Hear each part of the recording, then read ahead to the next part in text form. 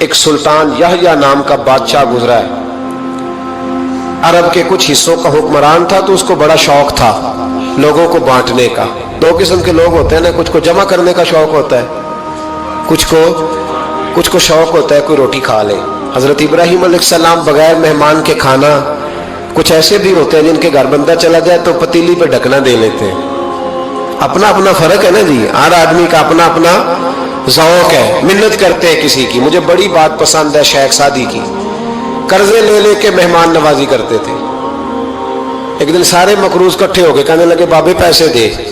بابا جی کہتے ہیں وہ پیسے مانگ رہے ہیں, مجھے ٹینشن ہے کہ انہوں نے کھوایا کچھ نہیں, مجھے پریشانی لگی. ایک بچہ کوئی چیز بیچ رہا تھا, وہ کھیل مرنڈا نہیں بیچتے بچے, وہ بیچ رہا تھا تو آ گیا, کہنے لگا لینی ہے. تو بابا جی کہنے لگے میرے مہمانوں کو کھلا دے ساری. بچہ بھی راضی ہو گیا کہ سارا اکٹھا ہی گاہک مل گیا. تو سارا جب کھلا دیا کہنے لگا پیسے. تو شیخ سعدی فرمانے لگے تو بھی بیٹھ جا, یہ سارے پیسے لینے آئے ہوئے ہیں, بیٹھ جا, ان کے پیسے انہیں ملیں گے تو تجھے بھی.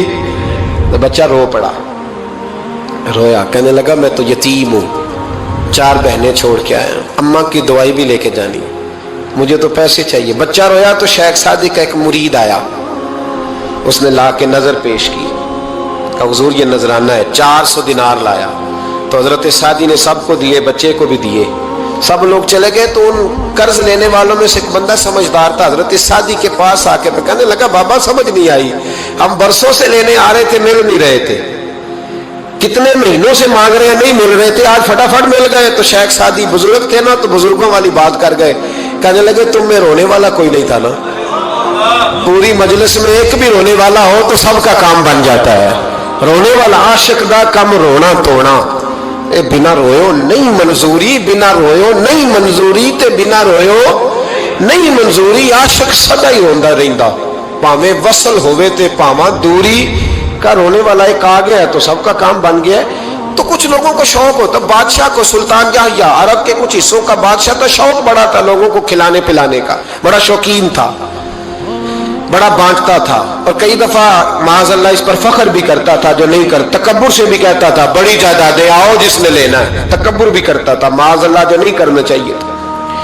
ایک دن جامع مسجد کے باہر کھڑے ہو کے نا بانٹنے لگا. کوئی فقیر آیا تو ایک مٹھی بھر کے اشرفیاں دے دی, کسی کو سونا دے دیا, کسی کو چاندی دے دی. ایک درویش بابا جی کونے میں بیٹھے ہوئے, اسی کسی دے کچھ بھی نہیں لگ دے, کوئی ضرورت نہیں, کونے میں بیٹھے.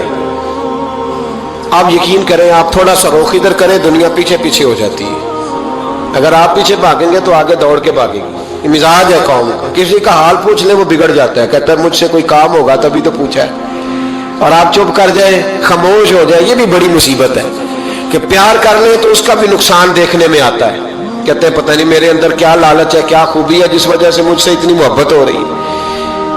وہ بابا جی کونے میں توجہ ہی نہیں کی. جب توجہ نہ کی تو سلطان کی توجہ خود بخود ہو گئی. سلطان یحییٰ کہنے لگے بابا کوئی قابل توجہ آدمی ہے, سب لوگ لائنوں میں لگے ہوئے بھاگ رہے ہیں, بادشاہ آیا ہے. یہاں تو شادی پہ کھانا کھل جائے تو بڑے بڑے امیروں کا پتہ چل جاتا ہے کہ بننے کیا لگا ہے. کہتے پتہ نہیں دوبارہ چھوٹے گوشت کی ٹرے آئے گی کہ نہیں آئے گی.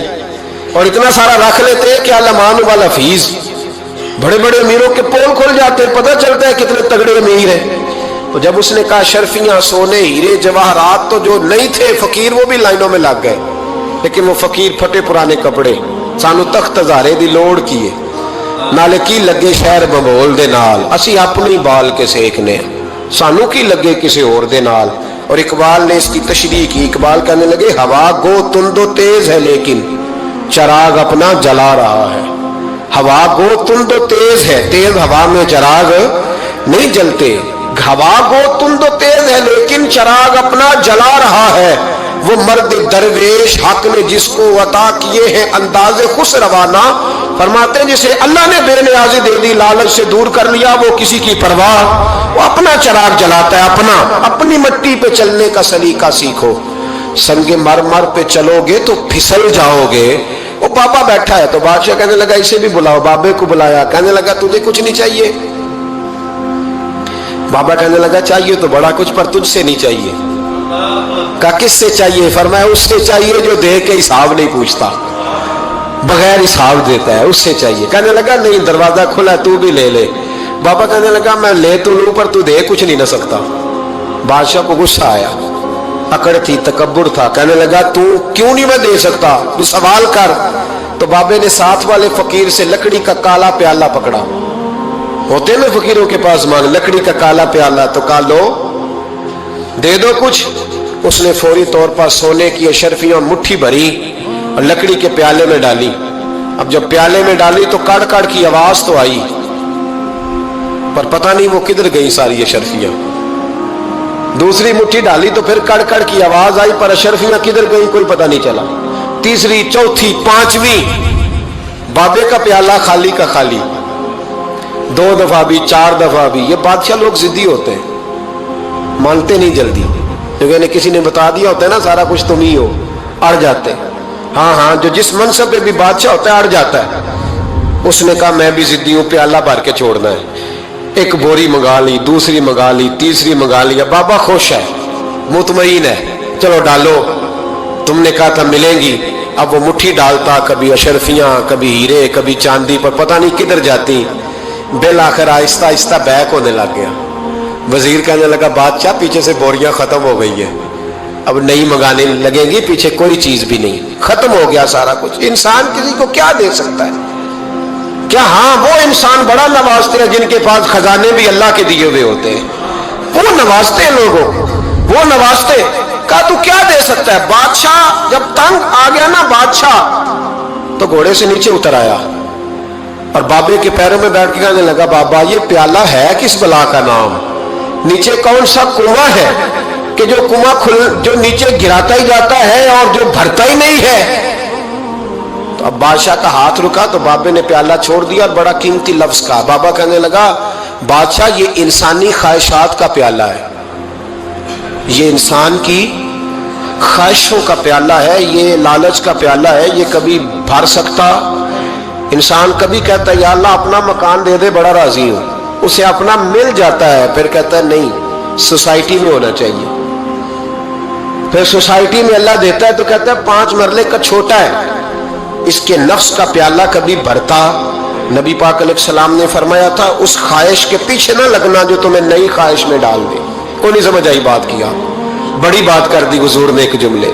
मुस्नद इमाम अहमद बिन हंबल में हदीस है, फरमाया उस ख्वाहिश के पीछे ना लगना जो तुम्हें एक नई ख्वाहिश में डाल दे, उसके पीछे ना लगना। और फरमाया उस ख्वाहिश के पीछे ना लगना जो तुम्हें बेजा ख्वाहिशों के पीछे लगा दे।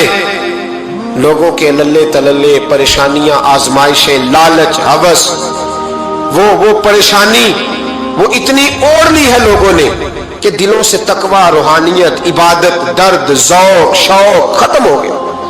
दुनिया ही दुनिया बची है, दौलत ही दौलत बची है, बाकी हर चीज को नफ्स का सांप डस गया।